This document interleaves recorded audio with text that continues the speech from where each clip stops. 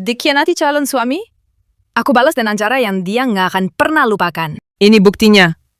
Elva, asisten sekaligus sahabatku yang tomboy ini menyodorkan layar ponsel ke hadapanku.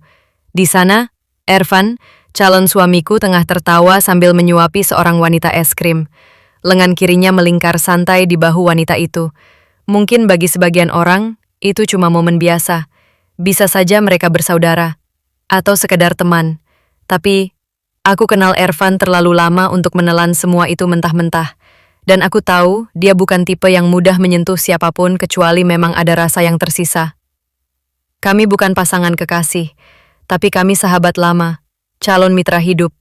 Dia melamarku setelah 2 tahun bekerja di perusahaan ayahku ini, menyabet gelar sebagai manajer marketing and advertising. Aku coba menenangkan diriku, tapi ada yang mengganjal. Jika mereka bersaudara, kenapa aku tak pernah dikenalkan? Jika mereka teman dekat, kenapa selama 3 tahun di BEM aku tak pernah dengar nama perempuan itu disebut? Kecurigaan itu mengerak saat aku iseng membuka laptopku, mengakses kembali akun WhatsApp yang pernah otomatis tersambung saat kami diskusi desain interior perusahaan ayahku. Kontak berinisial R. Chat awalnya sopan. Salam, tanya kabar, halus.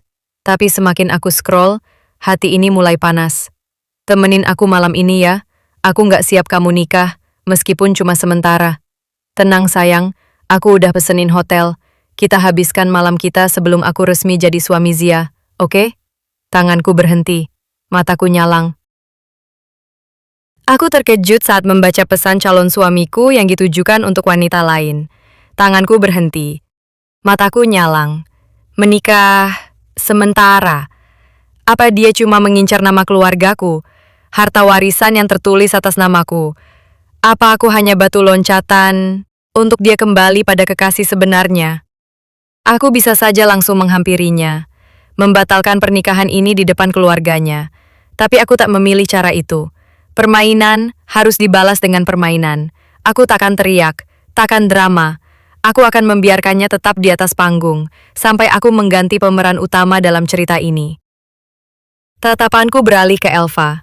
Fa, selain kamu, ada orang lain yang tahu ini. Dia menggeleng. Hanya aku. Oke. 2 jariku memberi isyarat pada Elva untuk mendekat. Aku membisikkan sesuatu ke telinganya, dan dia hanya mengangguk cepat. Aku melangkah keluar dari ruangan, menuju ruang kerja Ervan dengan langkah tenang. Terlalu tenang, hingga setiap sapaan terasa lebih dingin dari biasanya. Siang, Bu. Siang, jawabku santai. Tetap berjalan tanpa memperlambat langkah. Karyawan-karyawan mulai keluar ruangan. Hari sudah terik, waktunya istirahat. Sesampainya di depan pintu ruangan Ervan, aku mengangkat tangan, berniat mengetuk, tapi terdengar suara tawa dari dalam, tawa yang tidak aku kenal. Tidak seharusnya dia sebahagia itu, di saat aku tahu isi pesan-pesan pengkhianatannya. Sedang telepon dengan kekasihnya, pikirku. Kuputar gagang pintu dan masuk tanpa banyak suara. Ervan berdiri di dekat jendela, ponsel masih di tangan.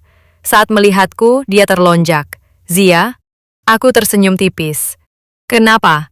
Aku mendekat. Wajahku tetap datar, seolah tak terjadi apa-apa. Kamu ngagetin aja. Harusnya ketuk dulu dong. Aku menyilangkan tangan.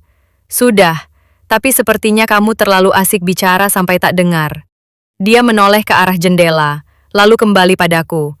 Oh, mungkin suara luar terlalu ramai. Ucapnya sambil memasukkan ponsel di saku celana. Pandangan mataku turun ke tangan kanannya masih mencengkeram sandaran kursi. Tegang. Aku ganggu. Enggak kok sayang. Dia mencoba mendekat, menyentuh pinggangku. Tapi aku mundur selangkah. Kenapa sih kamu selalu menghindar? Kita mau menikah loh. Aku menatap matanya. Karena saat ini kita belum mahram. Sengaja aku menekankan kata itu supaya dia tahu batas. Ervan mengangkat bahu, santai. Bedanya apa? Sekarang dan nanti, kita kan udah bertunangan, tapi belum menikah. Dan itu beda. Hukum agama dan negara belum menyatukan kita, Van. Aku membalikan badan, menatap dokumen-dokumen di mejanya. Seandainya pernikahan itu batal, jarak kita tetap aman kan? Sekilas, aku lihat wajah Ervan berubah. Maksud kamu apa? Pernikahan batal? Ku tak pernah sangka kau Kau yang ku sepelekan, dia menahan luka demi aku bertahan. Aku seperti melayang